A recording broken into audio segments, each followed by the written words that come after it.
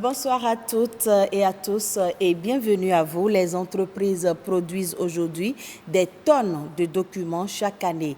Il est capital donc pour une entreprise de se préoccuper de ces documents bien plus qu'une simple contrainte légale à respecter. C'est une nécessité et sa bonne gestion répond à de réels enjeux économiques.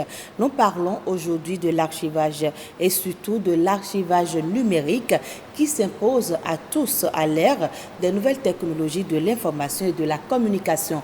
Je reçois à cet effet Madame Hermione Dossou-Koyi. Elle est la présidente de l'Association de développement des activités documentaires au Bénin, une association qui regroupe les archivistes, les documentalistes et les bibliothécaires. Bonsoir Madame. Bonsoir Madame la journaliste. Merci d'avoir accepté notre invitation. Je vous remercie pour l'invitation. Et dites-nous déjà, c'est quoi un archive? Les archives, de façon globale, ça permet de définir l'ensemble des documents produits et reçus par une structure dans le cadre de ses activités. C'est aussi simple que ça? Aussi simple que ça. Et à quoi servent les archives alors? Les archives, de façon globale aussi, ils ont deux importances majeures. La première importance, c'est la valeur de preuve. C'est la valeur de preuve. Pour attester de ce qu'on a fait, la preuve qu'on a signé un contrat, la preuve qu'on a payé une facture, la preuve qu'on a mené une activité jusqu'à faire le rapport final. Donc, nous avons la valeur de preuve. En plus de la valeur de preuve, nous avons la valeur d'information, c'est-à-dire l'information contenue dans ce document qui peut varier. Quand je considère une activité, j'ai une activité qui se passe en plusieurs étapes. J'ai mon rapport provisoire qui atteste qu'à un moment donné, j'ai eu à faire le point de l'activité que je mène. Ensuite, je produis un autre rapport. L'information que j'ai dans le premier rapport est différente de l'information que j'ai dans le second rapport. Ce qui me permet d'aborder au fait les deux valeurs. La valeur de preuve, ça veut dire que j'ai respecté les étapes de l'activité en produisant un premier rapport et ensuite en produisant le rapport final. La deuxième valeur, la valeur d'information, quand j'ouvre ce rapport, je sais ce que la personne a, bien le contenu de l'activité à telle étape, et quand j'ouvre le rapport final, je sais le contenu de l'activité à la phase finale. Et quels sont alors les documents qu'on peut archiver? Est-ce que c'est tout document qu'on peut archiver? Si je me réfère aux deux valeurs que nous avons définies, la valeur de preuve et la valeur d'information. D'abord, il faudrait que nous levons le doute sur la notion d'archivage. Parce que quand on vous demande qu'est-ce qu'on peut archiver, c'est tout comme si il nous faut d'abord répondre à quand est-ce qu'on commence par archiver. Donc, si je reformule votre question et je dis quand est-ce qu'on commence par archiver, je vous dirais qu'on commence par archiver dès qu'on produit un document. C'est-à-dire, dès qu'un document arrive au terme du processus de création, c'est un document à archiver. J'initie un courrier, je fais le projet de courrier. Quand le courrier est validé, signé et prêt à être envoyé, je garde une copie. C'est ce courrier signé qui est un document final qu'il faut archiver. Ce qui suppose quoi? Que le processus d'archivage commence déjà dès la création du document dans ce que nous appelons les services producteurs, c'est-à-dire les premières personnes qui sont en contact de ce document. C'est-à-dire les secrétariats, tous les services sont... Tous les services producteurs. Mais c'est souvent, ce sont les secrétaires qui doivent garder la copie de ce qui est fait. Parce que quand vous allez dans une administration, tous les documents, même quand ça va chez le patron, ça finit toujours au niveau du secrétariat. Oui, voilà. Ça dépend du système de gestion des archives, bien de l'information qui existe dans cette structure. Nous avons des structures où nous avons la gestion centralisée de l'information ou bien la gestion centralisée des données. Dans ces genres de structures, c'est un seul service qui garde tous les originaux. tous les originaux des documents qui entrent et qui sortent de la structure. Mais quand nous entrons dans les services, dans certaines structures où nous avons la gestion, que moi je me permets de caractériser de gestion décentralisée de l'information, vous constatez que chaque direction garde ses documents. Oui. C'est vrai qu'au niveau de certaines directions, nous avons des secrétariats, ce qui n'est pas le cas au niveau de toutes les directions. Donc, si nous considérons les directions qui ont des secrétariats, je ne suis pas en mesure de dire que ce sont ces secrétariats, que c'est ce service qui garde même tous les documents. Oui. Et selon vous, quelle est la technique? Est-ce que c'est l'information centralisée qui est la meilleure ou bien décentralisée? Quand c'est décentralisé, on a du mal, selon moi, à retrouver... L'idéal, c'est la gestion centralisée de l'information. Voilà. Parce que là, vous avez l'assurance de mettre en place un bon système d'archivage. Et vous avez la nette démarcation entre les documents originaux et les copies. Donc, quand vous êtes dans un système de gestion centralisée des archives, quand il s'agit après de transférer les archives des services producteurs vers le service de pré-archivage, on sait que nous, archivistes, qu'on est en contact direct avec le secrétariat qui a en charge la gestion de tous les documents de la structure. Maintenant, quand c'est une gestion décentralisée, il faut faire le tour de tous les bureaux. Voilà. Quand il n'y a pas un système de gestion des archives qui est mis en place, vous êtes obligé de faire le tour de tous les bureaux, de faire pratiquement la cour aux producteurs de documents. Et ça, c'est plus pénible. Ça, c'est plus pénible. Pour pouvoir avoir les documents qu'il faut. Donc, vous avez dit tout à l'heure que quand on a un service d'archivage bien organisé, on ne mélange pas les documents. Donc, ça veut dire que l'archivage permet également de bien organiser chaque document. J'aime bien dire l'archivistique aujourd'hui, c'est une science. Qui a ses méthodes, qui a ses normes, qui a ses outils. Donc, quand vous êtes dans la dynamique de mettre en place un système de gestion des archives, ça suppose que vous mettez en place les outils de gestion. Si vous me permettez, nous avons 3 outils de gestion de l'archivage fondamentaux, 3 outils fondamentaux. Nous avons le cadre de classement.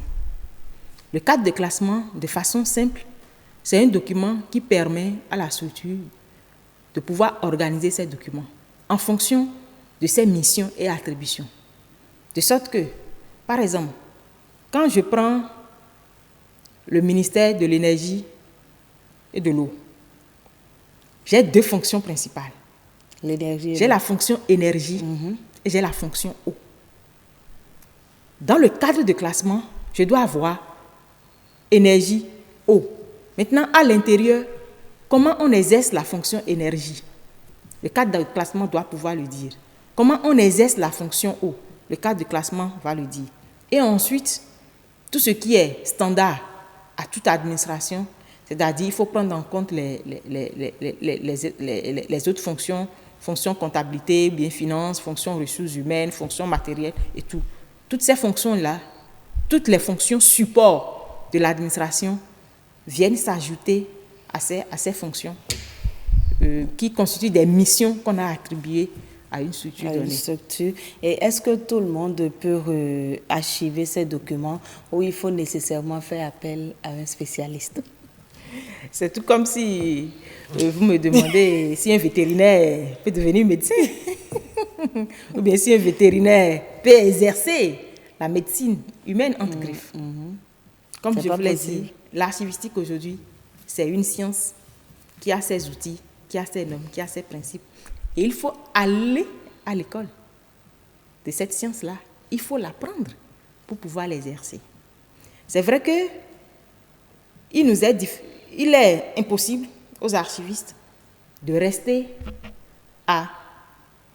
d'être tout au long du processus de création et de conservation des documents. C'est ce qui fait qu'à un moment donné, on est obligé de transférer un peu de nos compétences au niveau des services producteurs pour que la prise en charge des archives commence déjà dans les services producteurs. Voilà. Et quelle est la durée de conservation des archives? Parce qu'on sait que quand on a du papier, il faut un temps donné pour les conserver. Non, la durée de conservation peut être limitée. Ah bon? Oui, ça dépend. Ça varie d'un document à l'autre en fonction de ce qu'il y a dans le document. Et c'est toute la valeur des archives.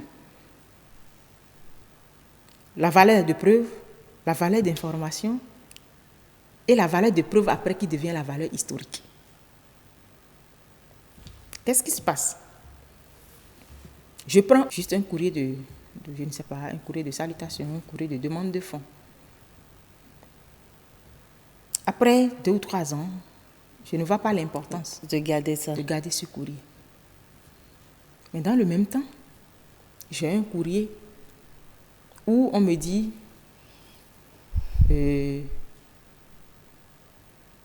telle personne est appelée, ou bien un courrier pour dire que telle personne est appelée à exercer telle fonction. C'est une valeur de preuve. Il y a une preuve qu'à un moment donné, de façon officielle, on a nommé telle personne. On a nommé telle personne. Là, je garde. À vie. La fois passée, j'étais en train de traiter des fonds d'archives et je tombe sur un courrier d'information où une délégation des États-Unis devait être au Bénin dans les années 89.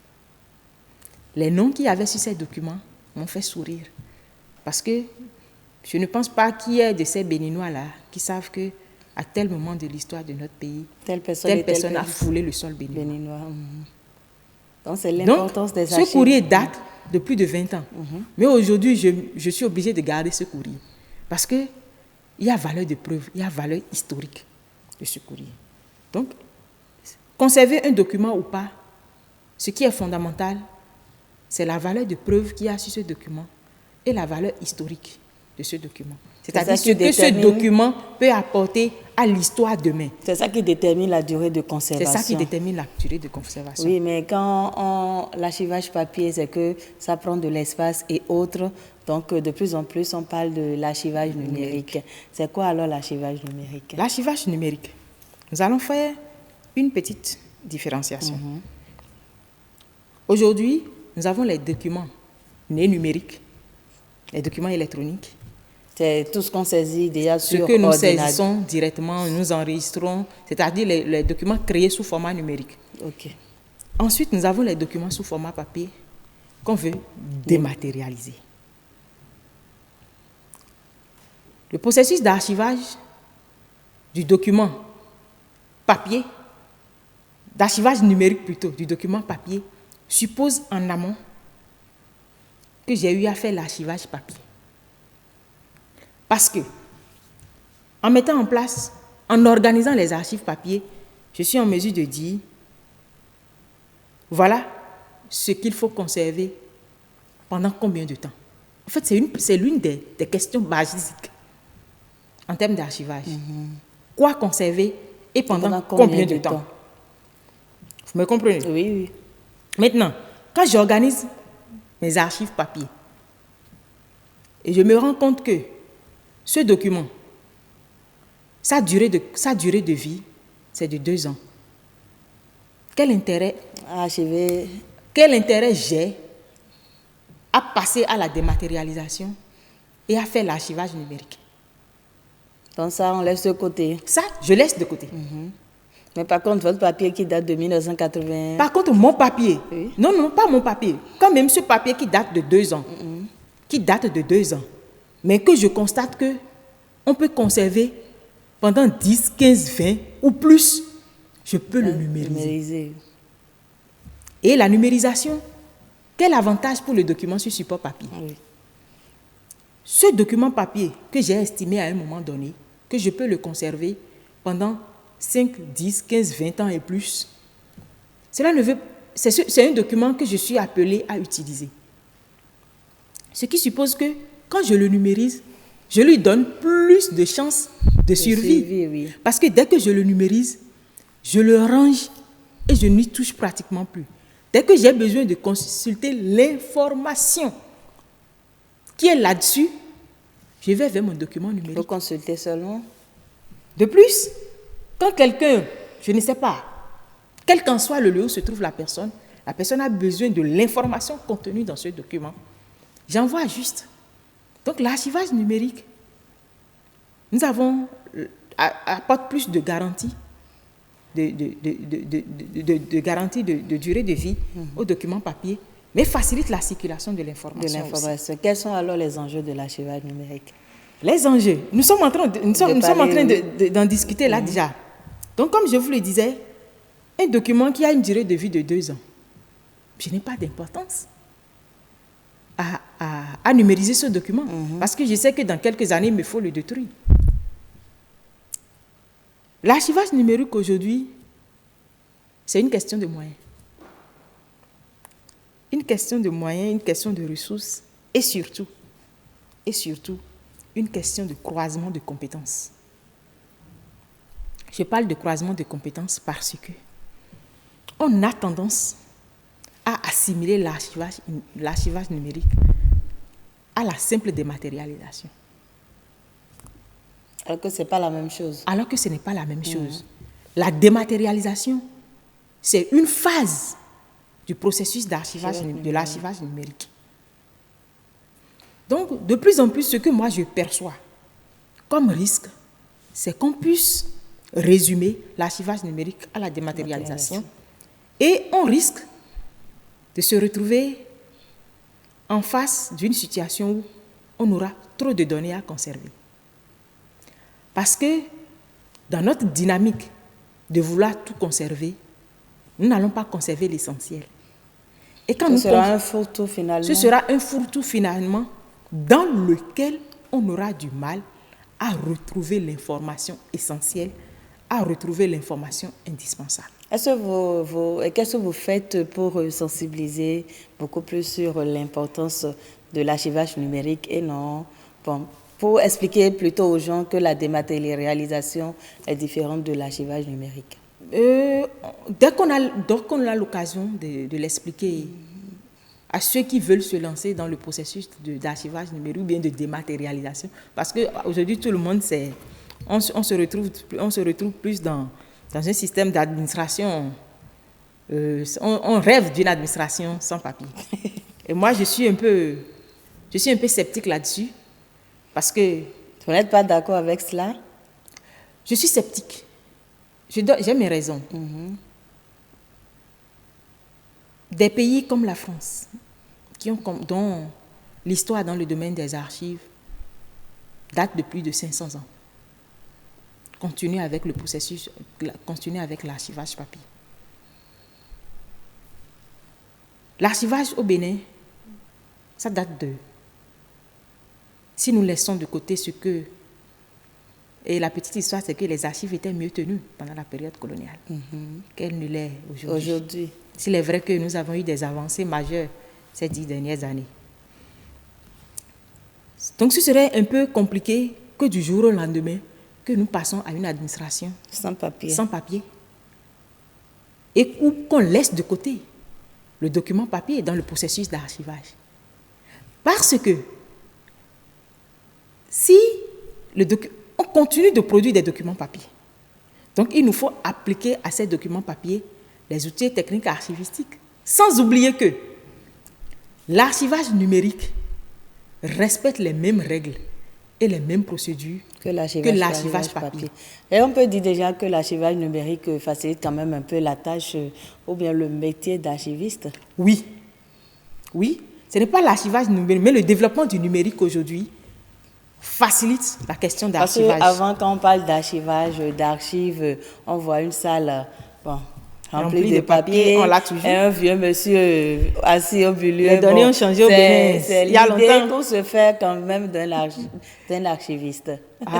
Et c'est l'idée au fait que le commun des mortels ou bien le commun des Béninois a du métier d'archiviste. Quand les gens... C'est genre un gardien de documents, quoi. Un gardien de documents. Mais ça va au-delà du gardien de documents. C'est celui qui met de l'ordre dans les documents. Il faut le voir ainsi. Mettre de l'ordre dans le document. Ce qui vous permet à pouvoir accéder à l'essentiel quand il faut en un temps record. C'est celui-là, l'archiviste. C'est celui-là, l'archiviste. accéder à l'essentiel de l'information en un temps record. Vous avez dit tout à l'heure que les archives étaient bien gardées au temps colonial. Aujourd'hui, quel est l'état des lieux de l'archivage numérique au Bénin? Je disais que les archives étaient mieux gardées au temps de la période coloniale parce que pendant la période coloniale, il y avait un système de mise en place, un système de collecte et d'organisation des archives, ce qui a fait que moi j'ai été sidérée quand j'ai visité les archives nationales d'outre-mer de voir les archives de l'Afrique occidentale française, dont certaines archives de mon pays. Ce qui suppose qu'en son temps, ils avaient bien organisé ces documents, ce qui leur permet jusqu'à la date d'aujourd'hui d'avoir ces documents en état. Le système d'archivage au Bénin, certes, ça a eu des avancées, parce qu'au lendemain des indépendances, on n'a pas su garder l'héritage qui nous avait été laissé par le colon et tout. Qui nous avait été laissé par le colon en termes de documents administratifs. Ce qui fait que le Bénin a perdu pas mal de documents, de preuves, de documents sources. Je ne voudrais pas aller dans les détails. Après, il y a eu des avancées. On a eu une école qui forme des archivistes et des documentalistes. On a, à un moment donné, tous les ministères qui sont obligés d'avoir, dans tous les ministères aujourd'hui et dans toutes les institutions de l'État, nous avons des archivistes. Et nous avons des services de pré-archivage que j'espère on les en aura encore pour longtemps. Parce qu'avec le nouveau décret type des ministères, avant nous avons la fonction archive qui était confiée à un service. Aujourd'hui, la fonction archive est résumée à un tiret. C'est sous un service. C'est sous un service. Donc ça veut dire que vous avez régressé. Nous avons l'impression d'avoir régressé. Nous avons l'impression d'avoir régressé. C'est tout comme si on ne nous reconnaissait pas notre importance dans l'appareil administratif. Et qu'est-ce qui risque de se passer? Quand on était à l'étape de service, on avait déjà des difficultés à accéder aux ressources, à pouvoir mettre en place des politiques, à élaborer et mettre en place des politiques de gestion des archives. Aujourd'hui, ne pas avoir rang de service d'archives va rendre encore plus difficile et la mobilisation des ressources ou bien l'accès aux ressources. Premier point. Deuxième point, ça va démotiver les archivistes qui sont dans nos structures publiques, qui sont dans nos ministères. Quand on a la passion pour quelque chose, la motivation... Vous avez beau avoir la passion pour un métier, quand vous n'avez pas les ressources pour l'exercer, soit vous désapprenez, soit vous faites une reconversion. Et si ça devait arriver, ça risque d'être une menace pour la sauvegarde de la mémoire de nos institutions. Et dans ce cas, qu'est-ce que vous proposez?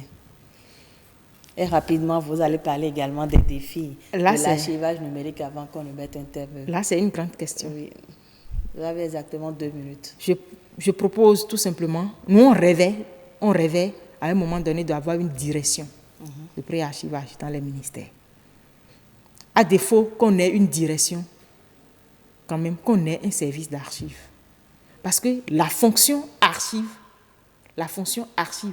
dans toute structure, elle est capitale, elle est déterminante. L'organisation des archives aujourd'hui, c'est un outil de bonne gouvernance. Donc il ne faudrait pas qu'on régresse. Vous devez évoluer. On doit évoluer. Et quels sont alors les défis de l'archivage numérique? Les défis de l'archivage numérique, premièrement, c'est qu'on n'assimile pas l'archivage numérique à la simple dématérialisation. Il ne suffit pas de dématérialiser les documents, comme je l'ai dit tout à l'heure, de les conserver sur des supports de stockage. Il faudrait savoir quoi conserver, pendant combien de temps conserver et comment conserver. Et ce n'est que l'archiviste qui peut aider à répondre à ces différentes questions. Ça fait partie d'un point fondamental dans le processus d'archivage numérique. Ensuite, nous avons les formats d'enregistrement. Aujourd'hui, nous sommes en phase Nous sommes en face d'une science qui est en pleine mutation.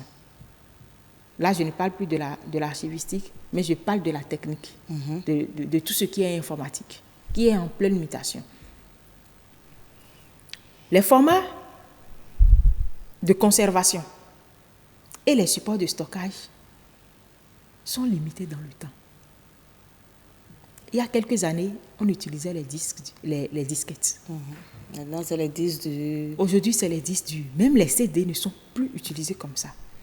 Les informations conservées, aujourd'hui, pas mal d'informations sont perdues parce que conservées sur des disquettes, et aujourd'hui, on n'a même plus des ordinateurs avec des ports de disquettes. Donc, ça fait partie des réflexions qu'on doit mener quand on entre dans un processus d'archivage numérique. Comment garantir la pérennité des documents, l'accessibilité à l'information et la protection des données? Donc, c'est en répondant à ces différentes questions qu'on arrive à mettre en place un système d'archivage électronique. Un mot pour conclure cette émission. Un mot pour conclure cette émission. Je vous remercie parce que j'estime que si vous m'avez donné la parole, si vous m'avez invité ici aujourd'hui, c'est que le sujet est important. Le sujet est important. Et ça concerne tout le monde. Ça concerne tout le monde. Oui. Et il faut que les bonnes décisions soient prises tout simplement. Et nous, en tant qu'archivistes, nous sommes là pour vous aider à prendre la bonne décision. Merci beaucoup à vous, Madame Hermione Dosso-Koï. Je rappelle que vous êtes la présidente de l'Association de développement des activités documentaires au Bénin, une association qui regroupe les archivistes, les documentalistes et les bibliothécaires. Merci d'être venue sur ce plateau. Merci beaucoup, Madame. Mesdames, Messieurs, voilà, ce sera tout pour l'entretien de ce soir. Merci de nous avoir suivis. À bientôt.